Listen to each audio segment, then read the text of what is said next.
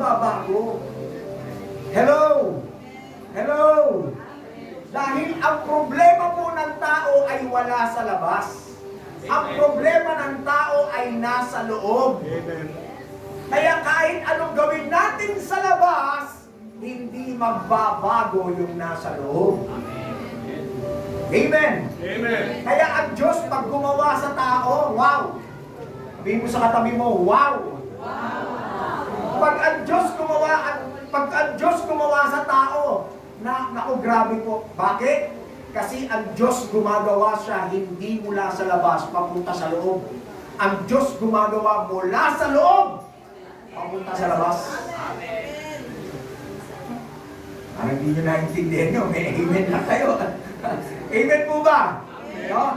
Mula sa loob, papalabas. Ang tao o ang relihiyon, gumagawa yan mula sa labas, papasok. Kaya pag merong event, yun yung napansin, pag may event, pag may tinatawag na panahon, no? Lalo yan, malapit na naman ang mahal na araw. Di ba? Marami na naman tayo makikita ng di ba? Pero kita nyo, yung mga gumagawa nun hanggang ngayon, pansinin po ninyo, walang pagbabago. No? Bakit? Kasi po, puro panlabas. Hindi po nababago yung panloob. Ang tangi lang pong makagagawa niyan, walang iba kundi ang Diyos. Amen. Natuklasan po ito ni Apostol Pablo na habang siya'y gumagawa at nagnanais gumawa ng tama sa kaloob-looban niya, meron po siyang nararamdaman na gustong sumuway sa gusto niyang mabuti doon. Nakalagay po yan in Romans chapter 7. Si Apostol Pablo po, naranasan niya po yan. Na sa kabila ng gusto niyang gumawa ng tama, pag gagawin niya na, hindi niya na magawa.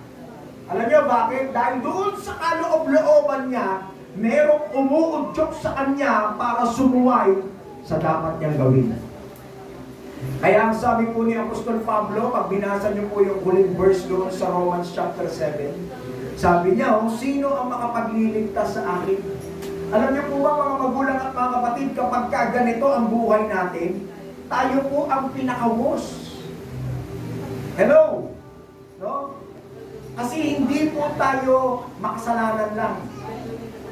Listen, hindi lang po ang tao ay makasalanan.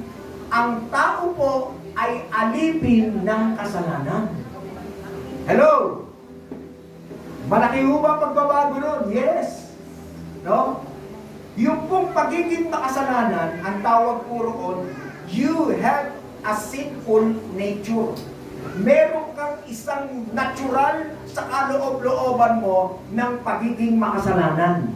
And I tell you, mga kapatid, hindi ka nagkakasala dahil hindi ka nakagagawa, parang ganito, kaya ka naging makasalanan dahil ikaw ay nagkakasala. Hindi po.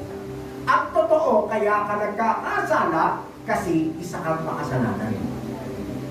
Maliwanag po ba? Nature. Nature po siya. Halimbawa, yung aso. Di ba?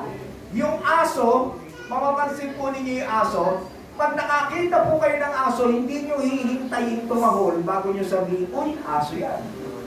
Meron ba ganun sa inyo? No? Pag nakita nyo yung aso, teka. No? Hintayin mo muna tumahol. Pag tumahol, sabi, ay, aso yan. Hindi. Dinideklara mo kasi alam mo na siya ay aso. At dahil siya ay aso, tatahol siya. Ibig sabihin yung nature niya, yun po yung tinatawag na katulad natin. Sa ayaw niyo sa gusto, simula nung tayo'y naging tao sa ibabaw ng lupa, mayaman ka man, mahirap ka man, ikaw man ay matalino o mangmang, kapag ikaw ay naging tao sa ibabaw ng lupa, lahat daw po tayo ay may minanang kasalanan kay Eva at kay Adan. Sa dami ng mamanahin, ito ang minana natin kay Eva at kay Adan. Kaya hindi ka pa pinapanganak, sabi ni Haring David, nasa tiyan pa lang ako ng nanay ko, pinaglihin na ako sa kasalanan. Kasi bakit? Wala na ho kayong magagawa.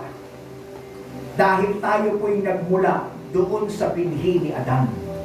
Kaya mula roon, lahat ng taong pinanganak sa ibabaw ng lupa ay makasalanan.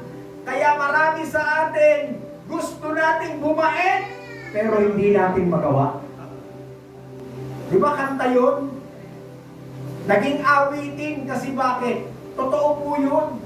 Gusto nating lumakad ng kalooban ng Diyos, sabihin gagawin natin, hindi natin magawa. Kasi sabi ni Apostol Pablo, natuklasan niya kung kailan gagawa siya ng tama, meron sa kaloob-looban niya. At yun ay hindi na siya o hindi na ikaw. Yun po yung kasalanan. Kaya po problema natin, hindi po pera lang. Ang problema natin, hindi po sakit at karamdaman lang. Lahat po ng perang problema, lahat po ng kahirapan at maging yung sakit at karamdaman, yan po ay bunga lang. Hello? Bunga lang po yan ng tinatawag na kasalanan. Andyan pa ho ba kayo? At ang worst na bilungan ng kasalanan, alam nyo? Kamatayan.